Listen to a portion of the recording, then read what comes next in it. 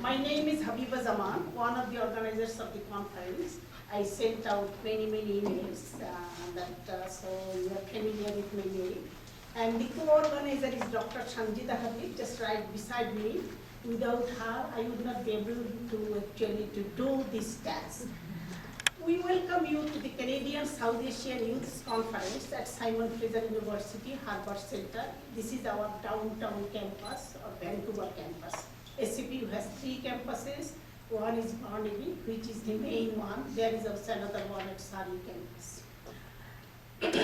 In 2017 September, Sanzida and I organized a 2-day very successful conference titled Canada 150 Migration of Bengalis here at SCP Harbour Center and also UBC Institute of Asian Research. The conference was the first ever documentation of migration of Bengalis to Canada. There were 4 young presenters at the Migration of Bengalis conference. Their session triggered a number of contemporary youth issues, and this session was the most successful one because a lot of parents, they also attended that session. This conference, Canadian South Asian Youth, is the outcome of our previous conference. And one of my colleagues, when she heard that we are organizing another conference in 2019, she just told me, Habiba, are you crazy? You are having another one. Because people say, no, I am not organizing any conference after organizing one. But actually, we are very enthusiastic to organize this conference. We are very pleased meeting so many young, talented, and brilliant people in this room. Hope you find the forum useful, enjoy the conference, and hopefully we will build new networks of South Asian youth through the conference. Now, I would like to request Dr. Sanzida to say something. Thanks very much, Dr. Zaman, and thank you for being here, and welcome everyone. So we have a couple of acknowledgements. First, we'd like to thank the First Nation people on whose land we have gathered today. So we are here on the ancestral and unceded territory of the Musqueam, Squamish, and Tsleil-Waututh nations. And shout out to the sponsors and funders, which are SFU David Lamb Center, Dr. Hari Sharma Foundation, and the Department of Gender, Sexuality, and Women's Studies, that is SFU. So let's get started with the keynote speech. Yes, Chair. Dr. Zaman will introduce the speaker. Thank you very much.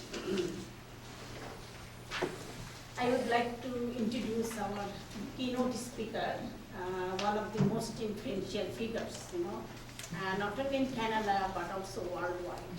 Because whenever I go anywhere and if I just attend any conference like refugee studies or immigration studies, people say, yeah, I know. But I just would like to have just a brief bio of Harsha Walia.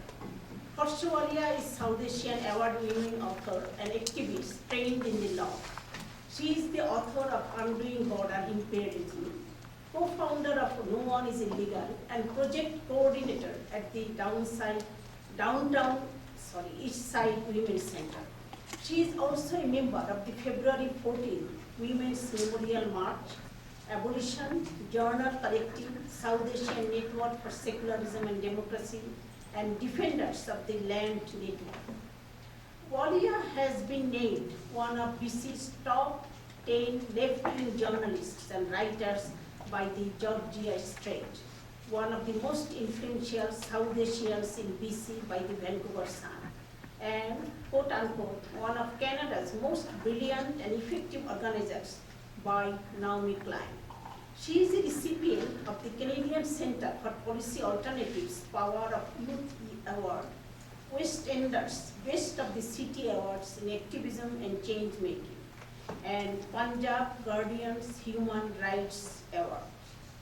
The title of her talk is Beyond Mangoes and Coconuts, Thinking Critically About South Asian Representations, Responsibilities and Relations. Please welcome Harsha Walia. Good morning, everyone. Thank you again for being here, and thank you to the organizers for convening all of us together. It's an honor to be here, and particularly to speak in the context of South Asian organizing and really thinking through what it means to be a South Asian youth, and knowing that that means different things to us, but how can we build something together through thinking through South Asian organizing and politics. I want to thank, of course, the organizers for having me here and all of us here. And I also want to echo the acknowledgement that we're on unceded Coast Salish territories. These are the lands of the Musqueam, the Tsleil-Waututh, and the Squamish people.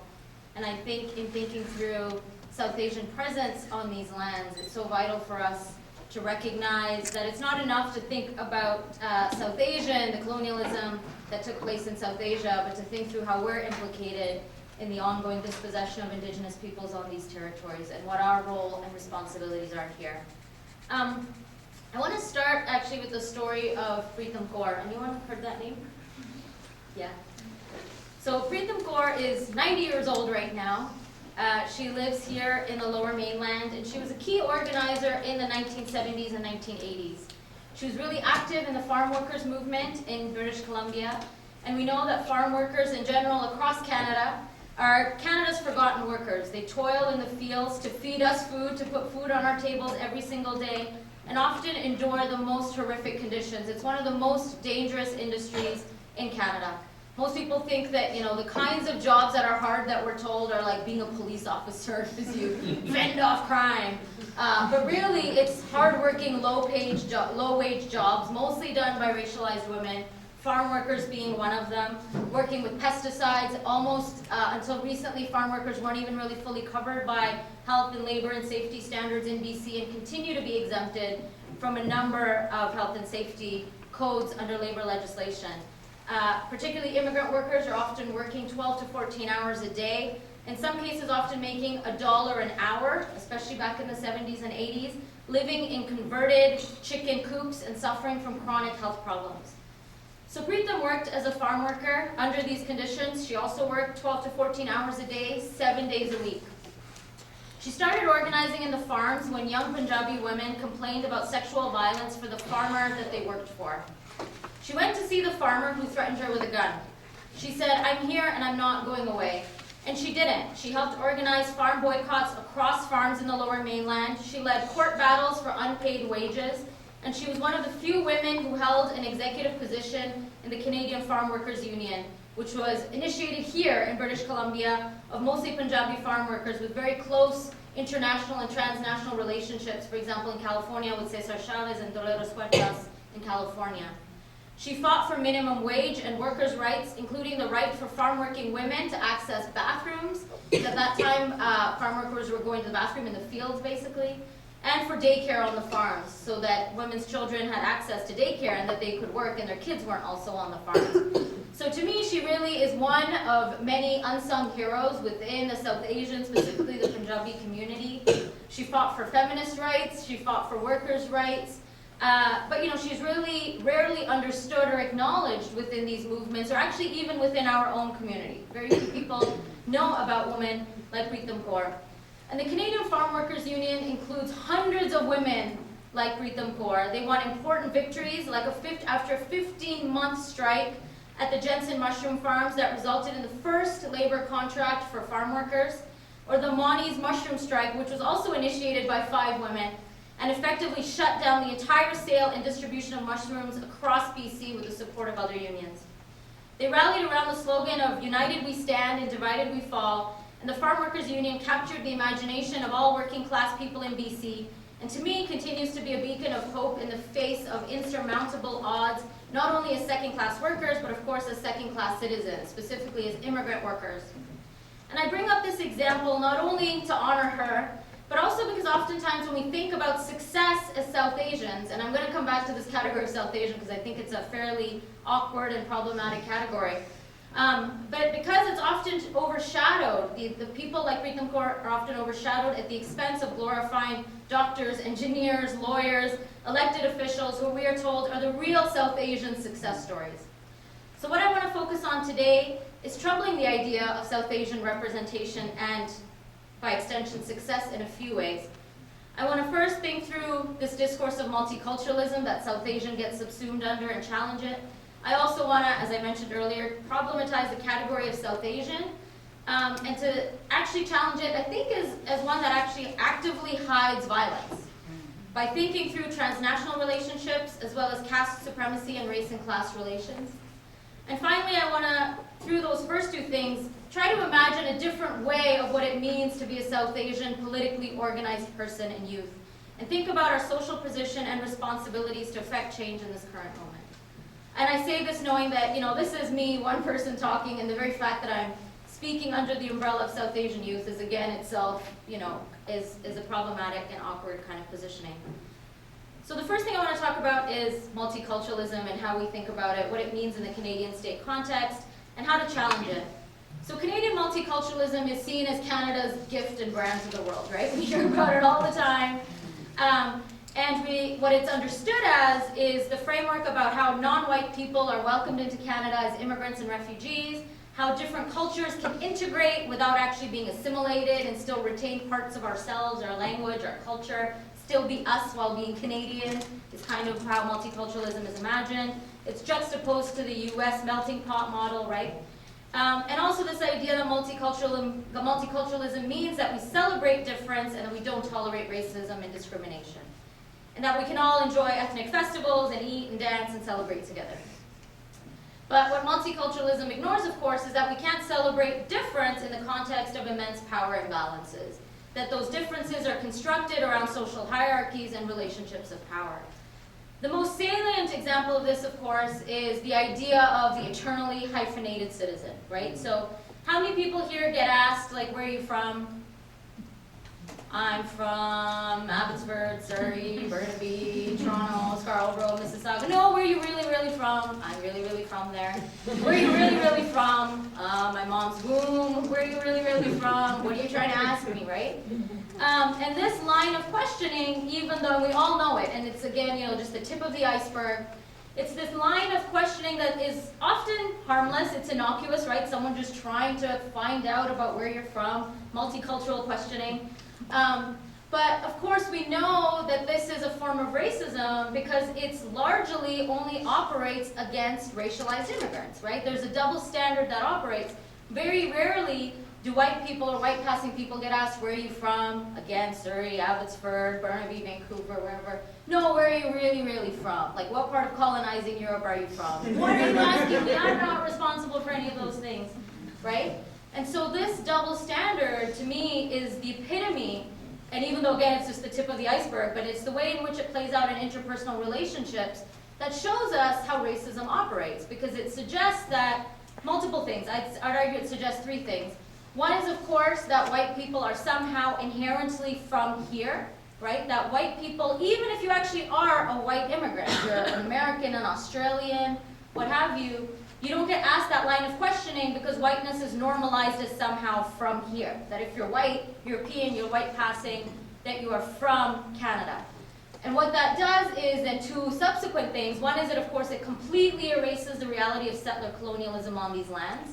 That white people are not actually from Turtle Island. White people are colonizers from other places who came and settled on these territories and were responsible for the dispossession and displacement of Indigenous peoples, which continues today, right? This is not just a relic of the past. Residential schools are not only a relic of the past. Indigenous people continue to endure theft of land. There are more Indigenous people in child welfare systems than ever were in residential schools. Indigenous kids continue to be stolen from their families and endure theft of land and culture.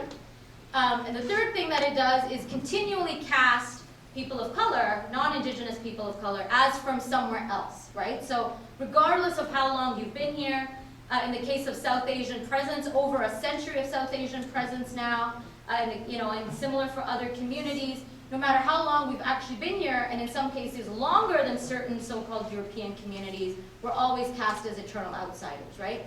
And so that kind of experience of being an eternally hyphenated citizen is a lived experience for many racialized communities. That it's not actually about your legal status. It doesn't matter whether you're actually a citizen or not. You're a constant South Asian Canadian, Punjabi Canadian, Tamil Canadian, Bengali Canadian, Bangladeshi Canadian, Pakistani Canadian, and on and on and on. And that kind of casting out, this experience of being an eternal outsider, also then lends itself to all kinds of things that stem from it, right? So it justifies the complete hate crime, the complete justification of hate crimes and white supremacy is this kind of double standard. So we see things like the use of words like terrorist and criminal selectively deployed in racialized contexts, right? So right now we're living in a context where white people and white hate crimes and the crimes of white men are never called terrorist attacks, for example. And the use of terrorism is very selectively used specifically against Muslim people, right? So this kind of selective deployment means that all kinds of stereotypes stem from that and all kinds of violences stem from that. And of course today we see multicultural tolerance completely unravel in the face of escalating white supremacy and hate crimes. So in Canada right now, reported hate crimes against Muslims have increased 253% over the past 4 years. Canada's own spy agency, CSIS, which is no friend to me, actually lists white supremacists as Canada's #1 domestic threat. Think about that. None of us ever hear about that, right? If you ask most people who they would list as Canada's #1 domestic terrorist threat, we know all the stereotypes. I'm not going to go into it, but we all know what most people would imagine that to be. There are at least 110 white supremacist groups operating in Canada today, and those are overground, overt white supremacist organizations. And we have to be clear, this isn't just a phenomenon post-Trump, right? Like 110 white supremacist groups don't emerge in 2 years. They've been operating for decades. The Ku Klux Klan was openly organizing in Vancouver in the 80s. And there's so many incredible stories actually about how the South Asian community specifically resisted KKK on the streets. Our people took up arms to fight the KKK in many instances, particularly in isolated areas like Abbotsford and Chilliwack. We had people take up arms against the KKK because the KKK was shooting in people's homes, shooting at people's windows. And so there's this legacy of resistance I think we have to not forget, especially when we're thinking about what makes up South Asian success stories, right? Our people fought tooth and nail in many ways.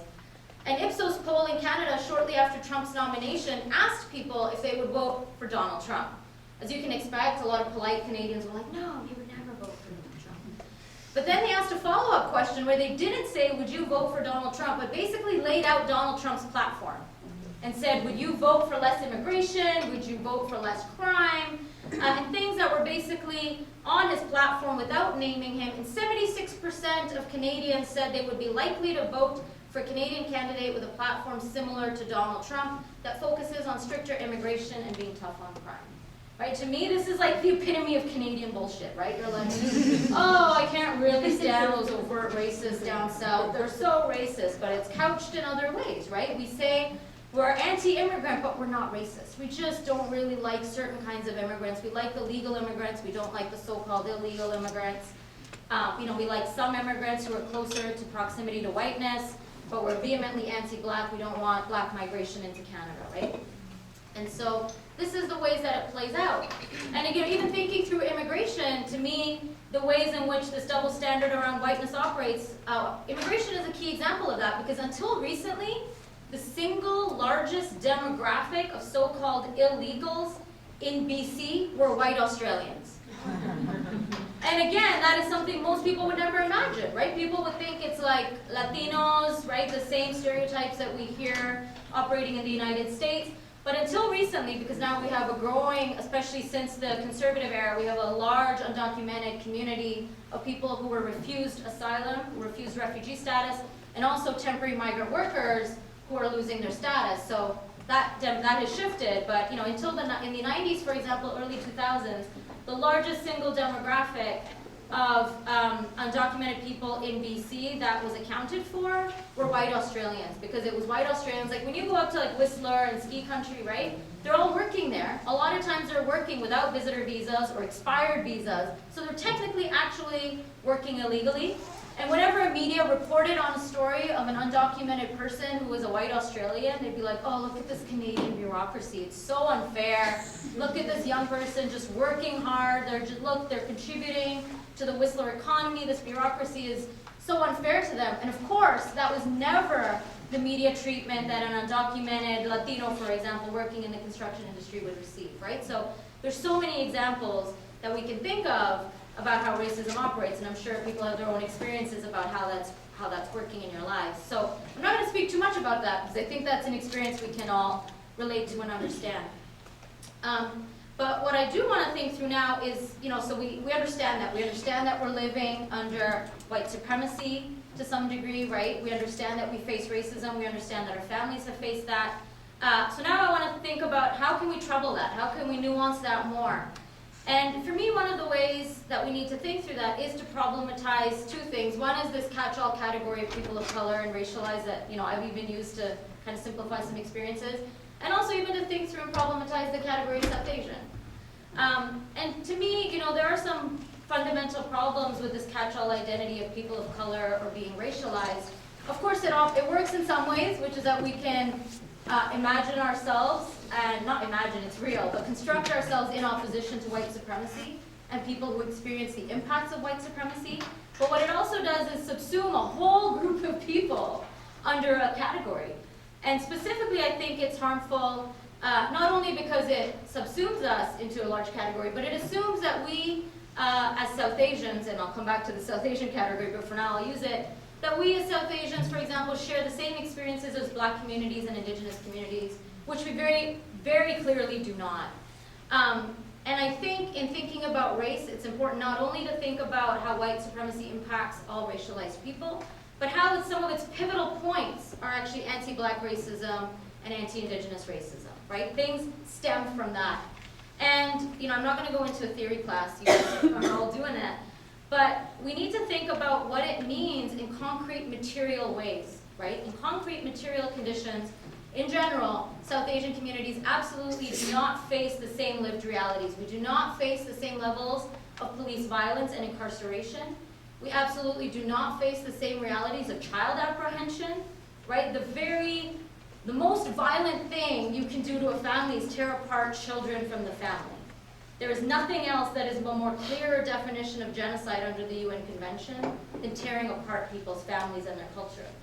And we don't experience that as South Asians, again, a very broad category, and I'll come back to that, as Black and Indigenous communities across these lands. We don't face the same levels of systemic poverty, unemployment rates, right? And also, I want to also think through the ways in which our communities, not only do we not face those same kinds of material conditions, but we are actively often complicit in those racisms. And there are lots of personal examples we can all probably give, right, of the ways in which our families have reproduced stereotypes of Indigenous peoples, the kinds of slurs that are used against Black people. But I want to think about it in some structural ways as well. One example that I want to give are both from BC. And the first example I want to give is of the Cairo case. And so the Cairo case was a case that went to the Human Rights Tribunal in British Columbia. Oh, I'm bad with dates. Maybe 5 or 6 years ago, you can look it up. And what it was a case of a South Asian farm owner who was systemically racist against a number of tree planters that were working and staying on his property. And they were migrants from, Black identified migrants from the Caribbean and various parts of Africa. And the human rights case was specifically about not only the treatment of them as laborers, but also anti-Black racism that they suffered under him as their employer.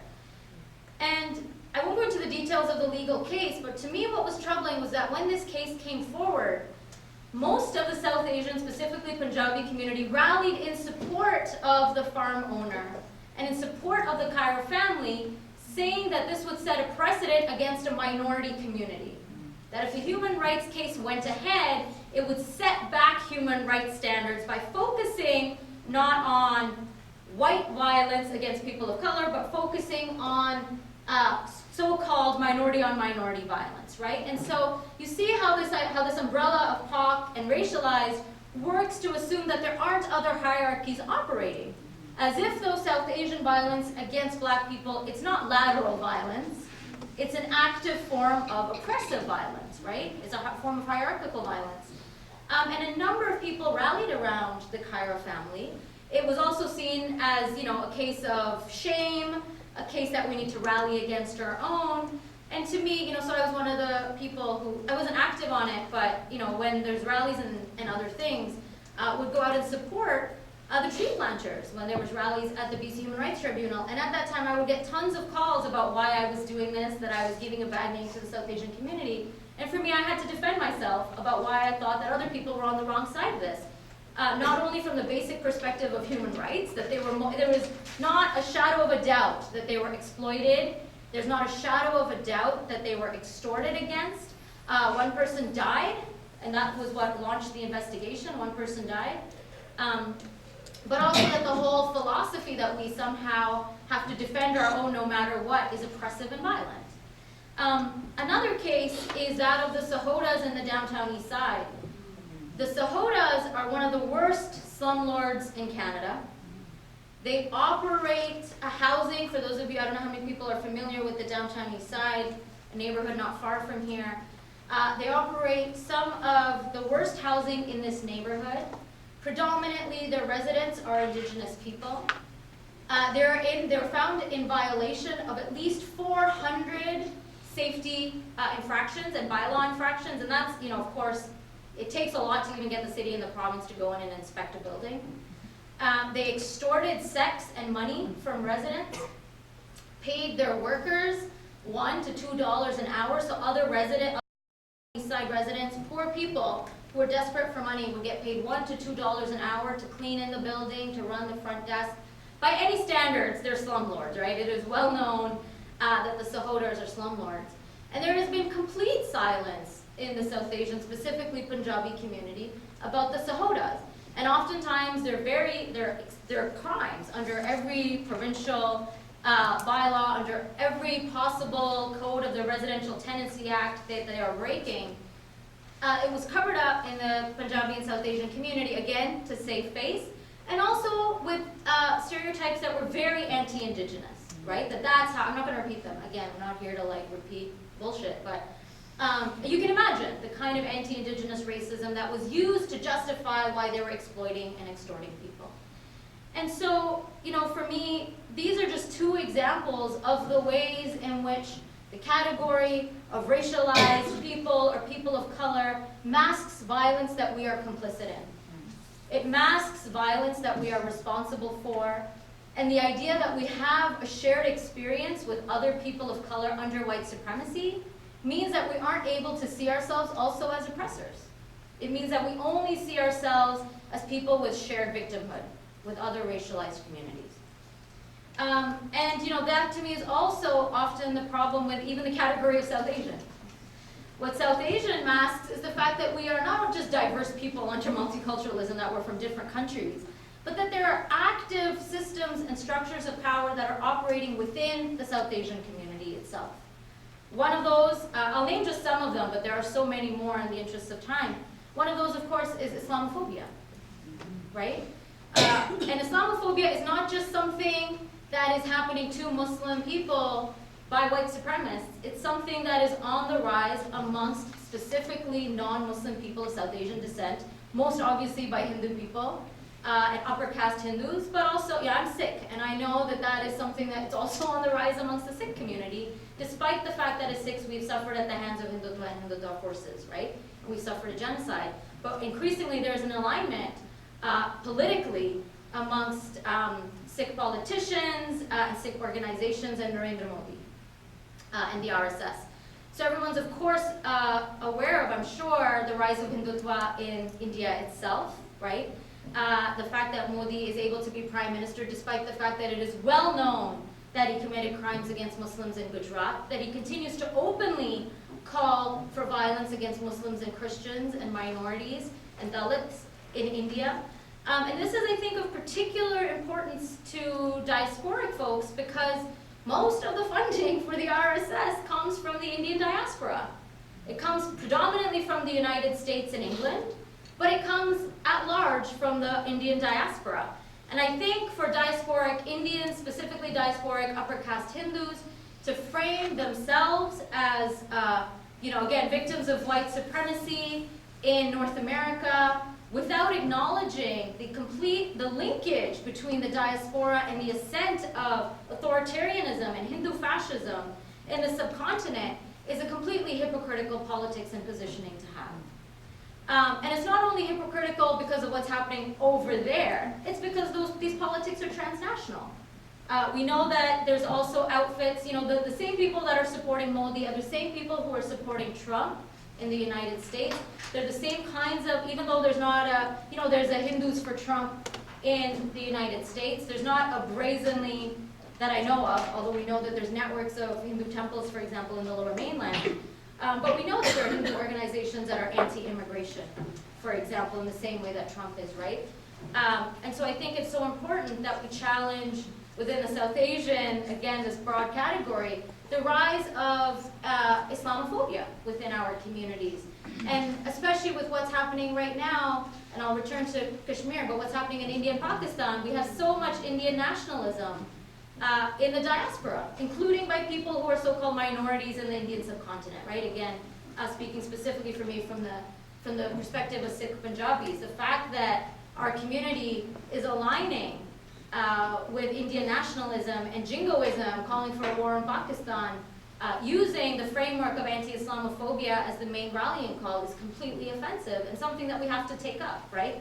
It's something that is implicating our relationships and our processes here. The other thing that I think is a completely unacceptable silence that we maintain in our communities is around caste. And Equality Labs, for example, is an organization in the United States. And one thing that they write about, and they work specifically around ending caste supremacy and caste apartheid. They're an organization led by Dalit folks in the United States. And they write, quote, "While we are homogenized through the process of racialization into the category South Asian, and therefore share many challenges of racism, the reality is that this label renders invisible the history of violence that caste and religion-oppressed immigrants have faced in our home countries and continue to face here because of the structures of Hindu fundamentalism. We believe that all progressive South Asians must work towards the goals of ending white supremacy, but crucially also our internal hegemonies such as that exemplified by caste," end quote. And I think this is so important, right? Because again, talking about caste is somehow seen as airing dirty laundry, as if though caste and white supremacy aren't completely interlinked experiences. I refuse to accept that caste is just somehow an internal taboo. Caste completely is connected to forces of white supremacy, to Islamophobia, to Zionism, to every anti-black racism, to all structures of racial apartheid in a global context. And caste-based violence, I'd say, is not only the most silent taboo, but it's also one of the most violent forms of racism that continues to exist, right? Again, if you taking it from the so-called interpersonal caste-based jokes and slurs, the fact that there continues to be a prohibition on marriages between caste, right?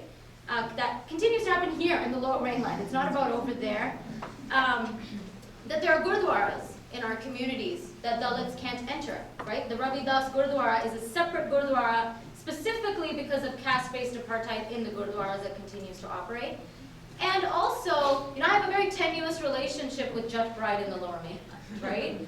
Like the Jat Pride often reinforces very clearly caste violence, right? What is the relationship to non-land owning people in the Punjab? What is the relationship of Jats to Dalit communities? What is the relationship of Jats to immigrants from Bihar and Bengal, right?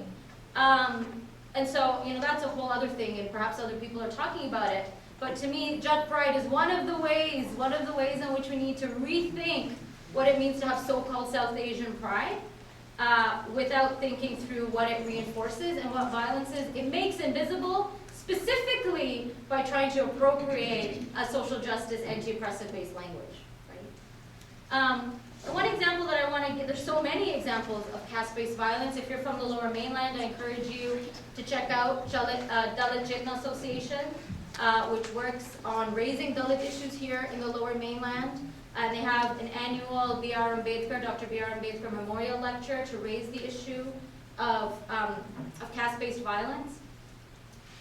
One example that I can give you, though, in terms of my personal work in organizing, is that of Lambar Singh. So when I was organizing with No One Is Illegal, so No One Is Illegal is a migrant justice-based organization. We work a lot with different communities where people are facing deportation. and this is a quick side note, but one of the ways in which, you know, the kind of South Asian model minority is reproduced is very much in terms of being against refugees, right? Or the idea of people being queue jumpers. So Lamber Singh was a Punjabi Dalit refugee facing deportation. So from Dalit caste, and also working class person who's facing deportation back in 2007, 2008. It was a really incredible campaign if you're interested, and I encourage you to check it out. But one of the things, the things that we got as people organizing to support him, and we mobilized a very public campaign in support of him, was two things. One is three things. One, why are we supporting someone who's a failed refugee claimant? They're not a legal immigrant. Second, that he's a Dalit. Dalits should go and remain and continue to be, I'm not going to repeat it, right? But you can imagine, again, what the kind of violent caste-based things that were said about him. And the third was that he was a so-called illiterate poor person, right? That he was not a success story. He's not a doctor. He's not a lawyer. He's not an engineer. He's not a land-owning farmer. And so when we worked on this campaign, there was so much vehement backlash for us that were organizing on this campaign. There was an active smear campaign. I remember on some of the Punjabi radios, people tried to say that I was on Canada's terrorist list, and they were like reading out a false list of names. And they're like, and Harsha Walia is on this list. And I'm like, are people really going to believe this? But people did.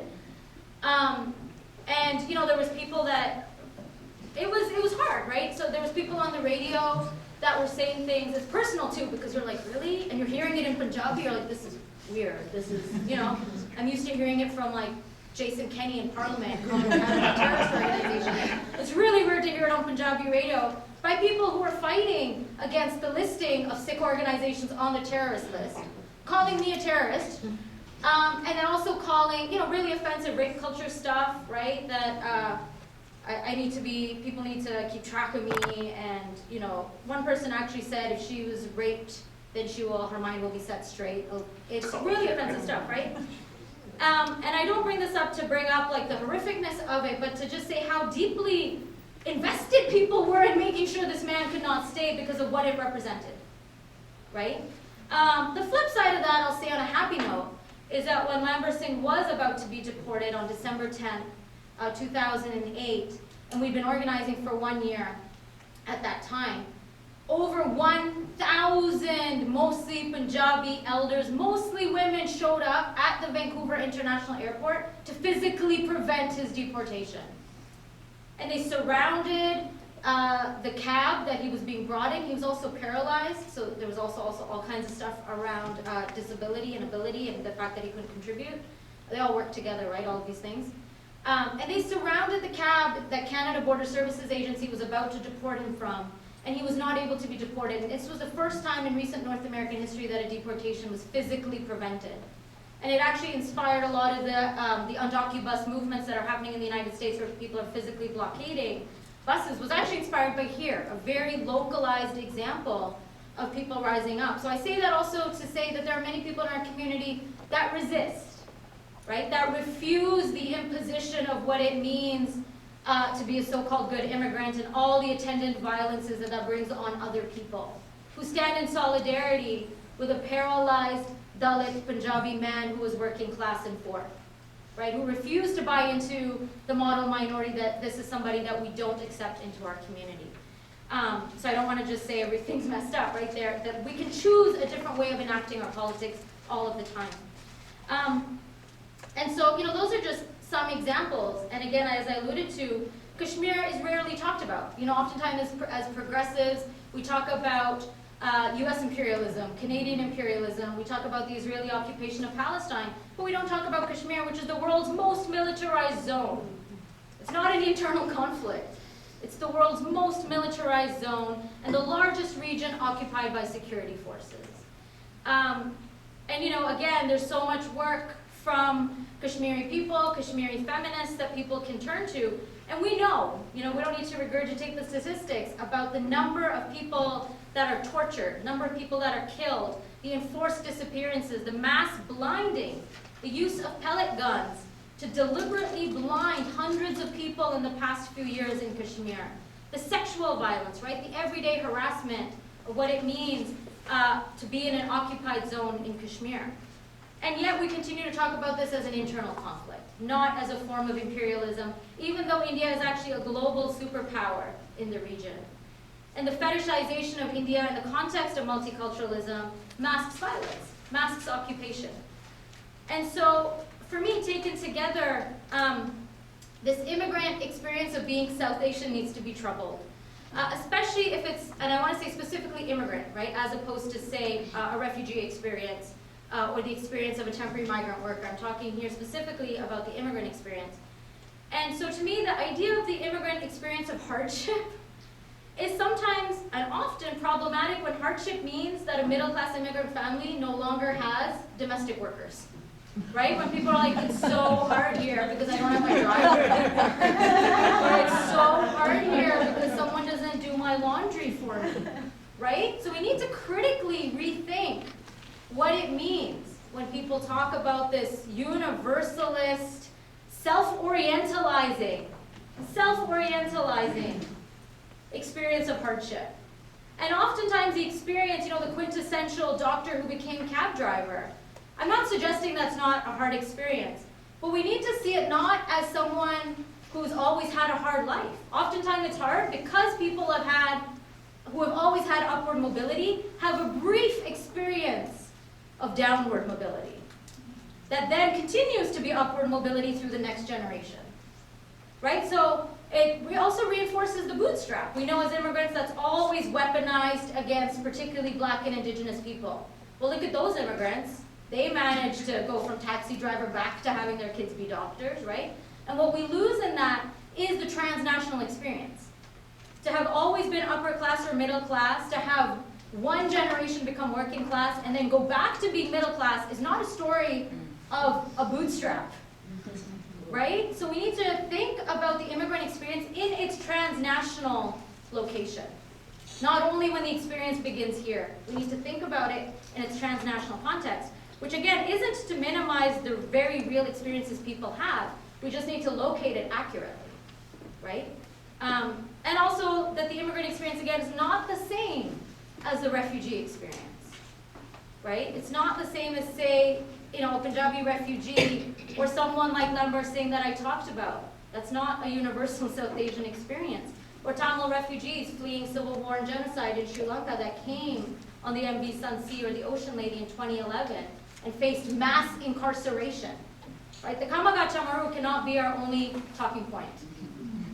It cannot be the only ways in which we understand South Asian, specifically Punjabi history. There are histories like the MV Sanzida and the Ocean Lady, where people faced mass incarceration too. So what I want to conclude with is, you know, again, thinking about how we share experiences as South Asians, but more importantly, how our alliances are often tenuous. They're tenuous unless we actively practice a different kind of politics. And also that those alliances assume that somehow South Asians have more in common with each other than the fact that, for example, the Dalit Panthers who organized built alliances not amongst South Asians, because of caste violence, of course, but with the Black Panther Party, right? And that's the same. So for me, I want to rethink that the assumption that somehow all South Asians have more in common with each other, when in fact, there are South Asians who face oppression specifically from other South Asians, right? Do I assume that a Pakistani or a Kashmiri has an alliance with an Indian upper caste Hindu from northern India? Hell no. They have more in common with people under occupation, right?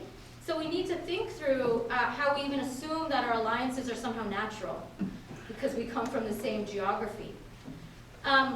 And to me, there's a quote that isn't about South Asian experience, but I think when I say it, you'll see how it resonates. And this is a quote from Aurora Levine Morales speaking in the 80s and 90s in the American context when people started using the frame woman of color. And she said, quote, "This tribe called women of color is not an ethnicity.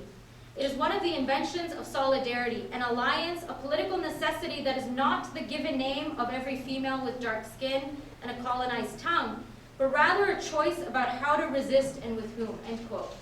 And I say that because I would echo these are some of the same things I'd like to raise in relationship to how we talk about South Asian, right? And also, so to me, thinking about a South Asian progressive politics is an active practice. It's an intentional ethical orientation. It means that we're always breaking the idea that somehow there are silences that are taboo in relationship to caste. I didn't get into it much, but we know the ways in which misogyny and homophobia and trans misogyny operates within our communities as well. The fact that there are religious organizations that are willing to defend very clear cases of domestic violence and perpetrators in the Gurdwara committees under the name of upholding community honor, right? That is shameful and unacceptable.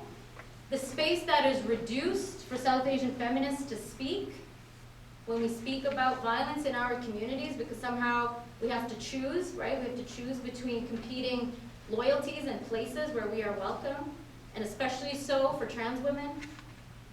And one thing that I get asked a lot, and again, I'm returning to this idea of being a South Asian progressive as an active practice, is I get asked a lot why I do more for other people than my own community. I get asked that a lot, right? So I work a lot with Indigenous land defenders and urban Indigenous women in the downtown east side, the poorest neighborhood in the country. I work a lot with refugees from different communities. So I get asked that a lot. And for me, my answer is always that I don't work on the basis simply of supporting South Asian people, right? I refuse to support South Asian landlords like the Sahodas. I have nothing in common with them. Or bosses like the Kaira tree planters that I talked about. Or conservative South Asian politicians, of which there are many. Right? I will never defend them. I don't feel any shame in publicly denouncing them. And for me, as a progressive South Asian, specifically as a Punjabi person, my commitment is to ending violence, is justice for all people. If there's anything that I have experienced under white supremacy or under misogyny, is that I'm not going to protect people simply because we have the shared experience of being South Asian, right? I'm much more interested in supporting people who are the victims of any form of violence. Caste supremacy, all forms of racism, trans misogyny, right? And especially workers. The reality is that we have farm owners across the Lower Mainland who are exploiting workers, South Asian and other workers, every single day, right? And we don't talk about it because either that's a South Asian success story, someone now owns 60 farms, or because, again, we see it as a story of shame, right? We can't talk about violence because that will bring the community shame. And so I want us to think about what a progressive politics means, to never pledge allegiance simply because of the idea that we have shared community. I encourage us to build community based on principle and values. That's what, to me, a progressive community is based on, right? That the only kind of other there is, to me, Indigenous women in the downtown east side are not an other. They're a political home for me. Right? Because the idea of home is a place where everyone is safe. And especially for those of us who are survivors of violence in our homes, we know that home is a tenuous place, right?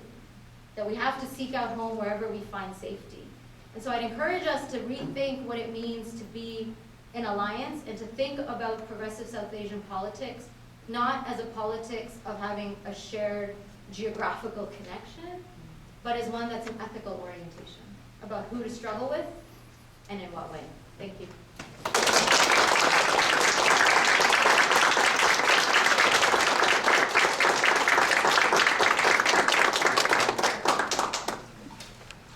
Thank you, Harsho, for such a powerful presentation and delivery. I think that you inspired almost all of us, including me. I am always fond of your lecture. And thank you. The floor is now open for questions. You can talk I can also take a couple of questions that you just would like to pose. I will be happy.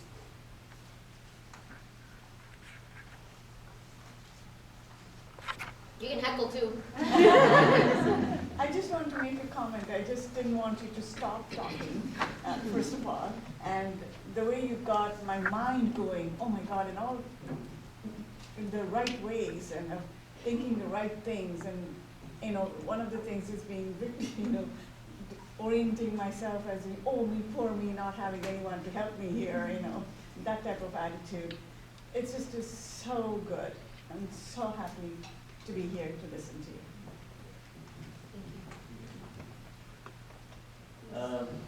I got the message from you in your last few minutes what we should do.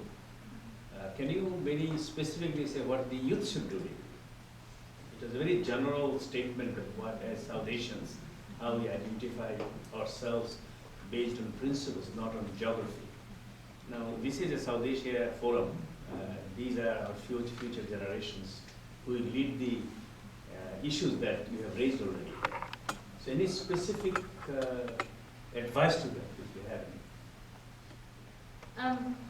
I mean, I hesitate to be too prescriptive, partly because I don't know, and I don't want to assume what people's different locations are. Yeah. Because as I said, even South Asian itself can mean very different experiences. So I hesitate to be more prescriptive, other than, again, to reinforce that we always think about power, right? That, like you said, there's often, and those are real. I'm not intending to suggest that we don't face experiences of oppression. But I think sometimes what that does is that it doesn't allow us to see the ways in which we might also be reproducing it. So I think it's to always hold that nuance. And in whatever work we're doing, to always just try to be as honest to that. And I don't mean we go out and try to do everything, because that's also a question of capacity. But it does mean, that, for example, if we're experiencing a form of oppression in our workplace, or in our place in our school, in our departments, that we also then think about, well, how can I reach out to other people who may be experiencing it perhaps even worse, right? Are there other communities that are even more underrepresented, for example, than I am in my department? And in the context of universities, we know that Indigenous students are the most underrepresented, for example, right? So not only lift up the Asian experience, but what does it mean to then be in solidarity and alliance with other students as well? And I think also to then do something beyond the multicultural framework that the state wants us to do, right? Thank you. Yes. Sorry.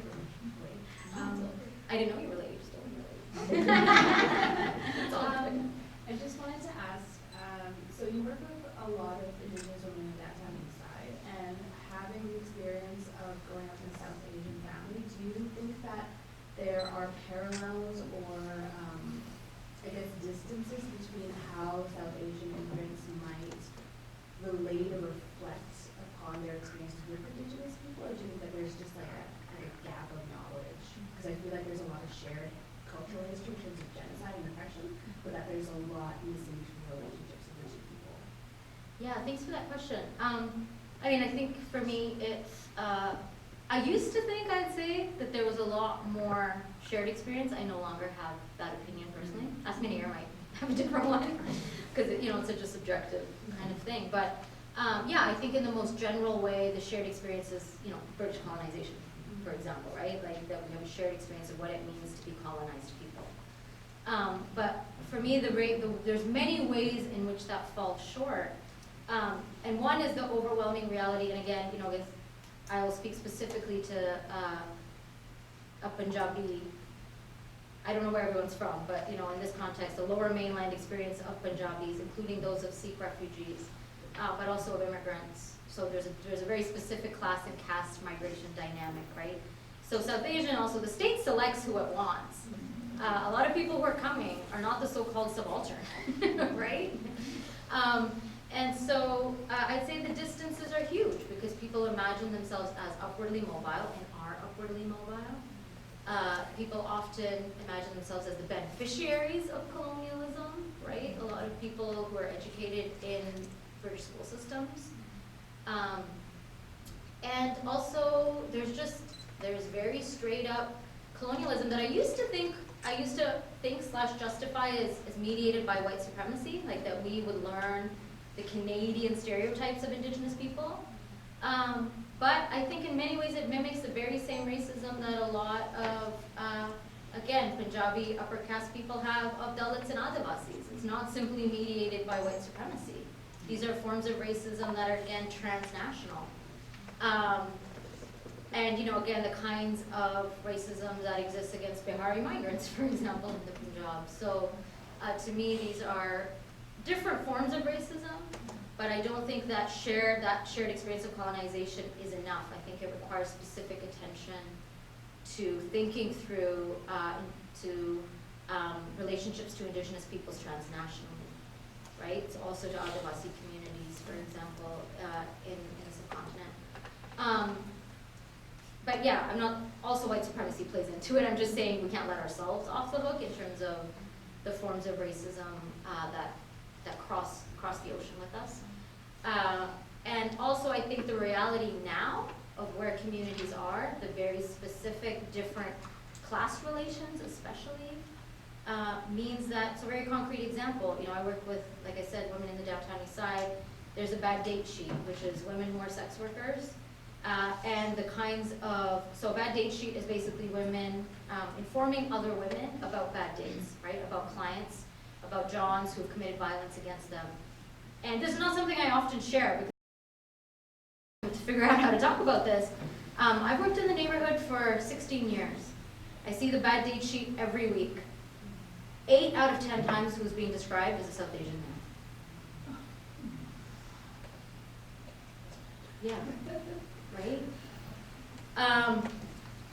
And these are bad dates. This isn't people who are clients of sex workers. This is violence. People are reporting violence, horrific forms of violence. When we hear about missing and murdered Indigenous women and girls, from my experience in Vancouver's downtown east side, 8 out of 10 experiences that are negative that Indigenous women face on the street are from South Asian men that are being reported.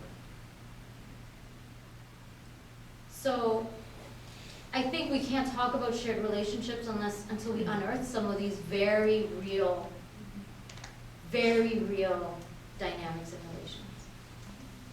Beyond any kind of theoretical shared experience of colonization, right? That's the material, grounded reality. Sadhu Binning, who's a wonderful writer, he has a collection of short stories.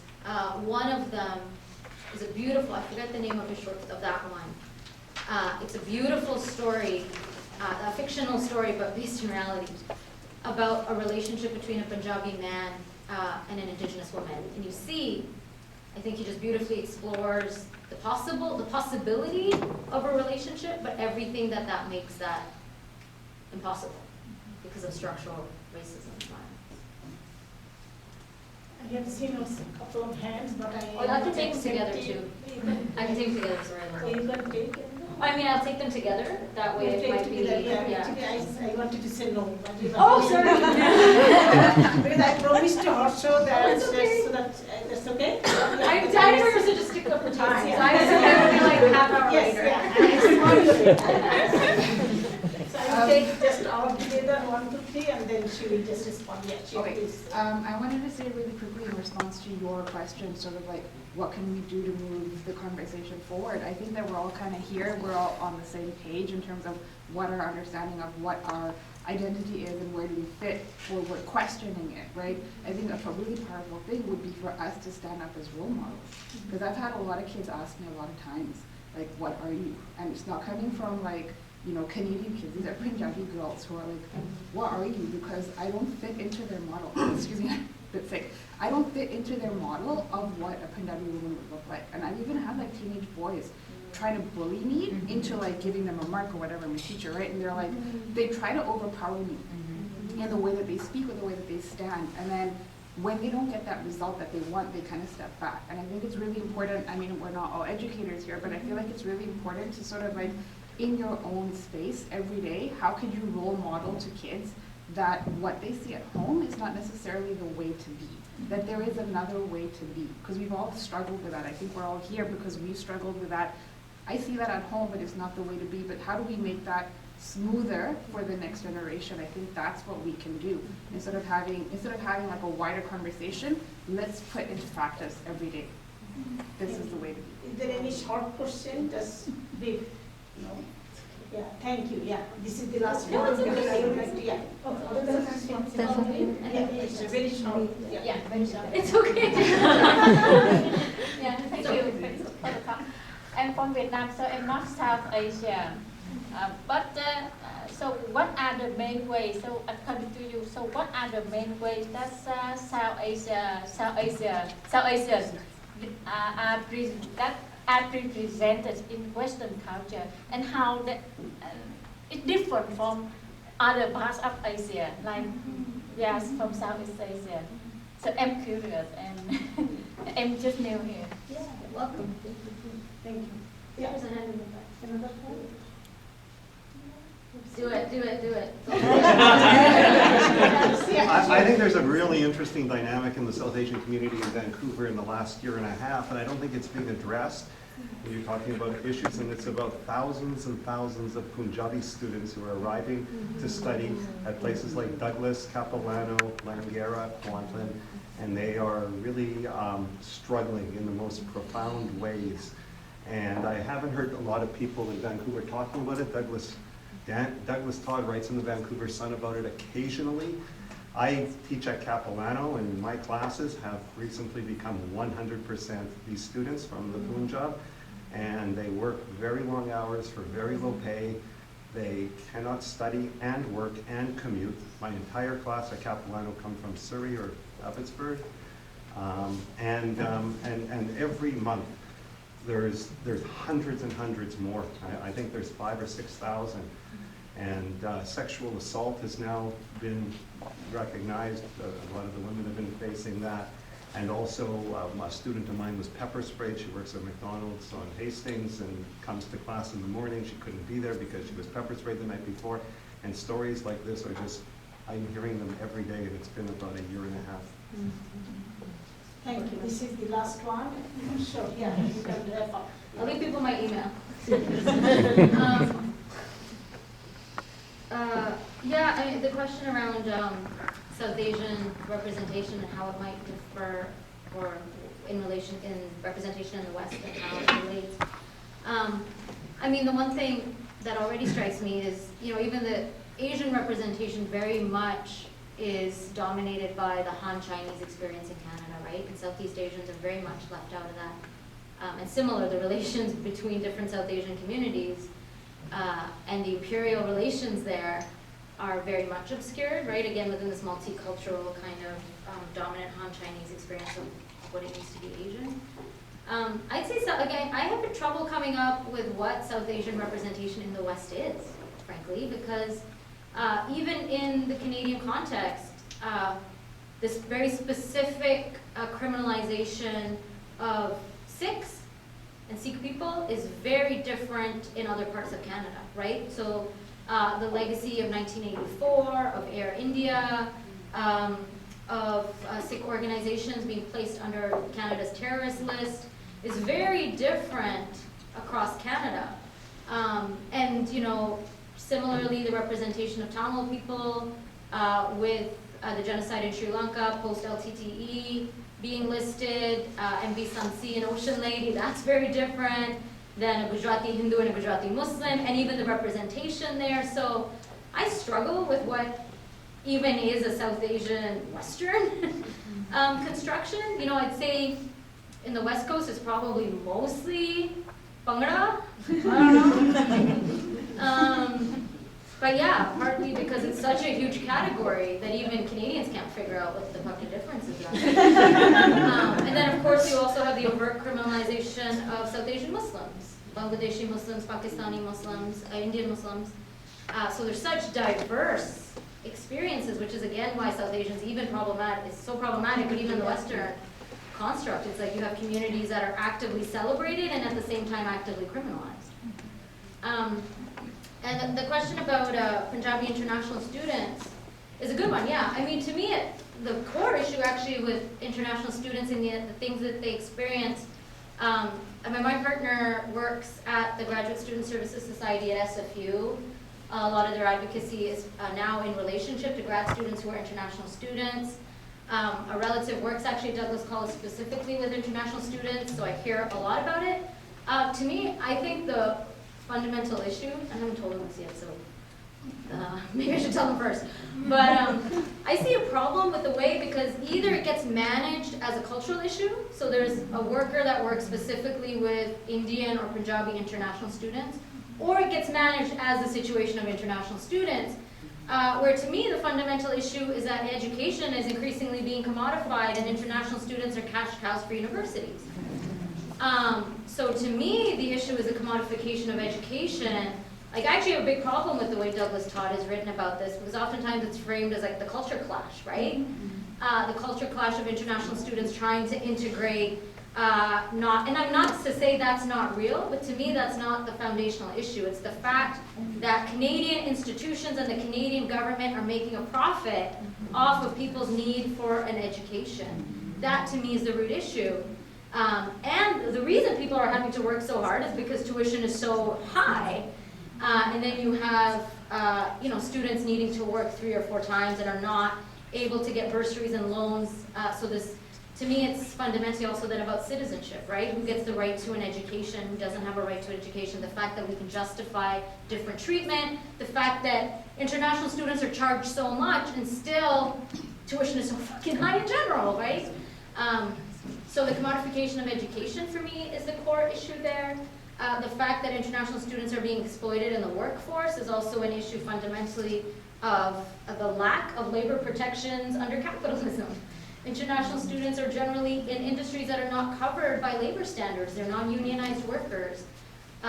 So to me, that is more of the core issue, and it gets, not to say that's not an issue, but to me it's not the primary issue, but it's not a surprise that in the Canadian context, that is the dominant frame, right? That that people are struggling and not integrating. So if there's a movement around it, I'm less invested in a movement to help international students integrate better. I'm more invested in how are people not exploited as students, and how are people not exploited as workers, and how do we decommodify education. So for me, those are more of the core issues around that. Because we know that the kind of clash of civilization, clash of culture stuff is imperialist, right? And it evades racial and class relationships that are operating. So, but I think it's such a huge issue, and the number of people that are coming to make money for universities is immense, and I'm so glad you brought it up. Thank you Thank so you. much.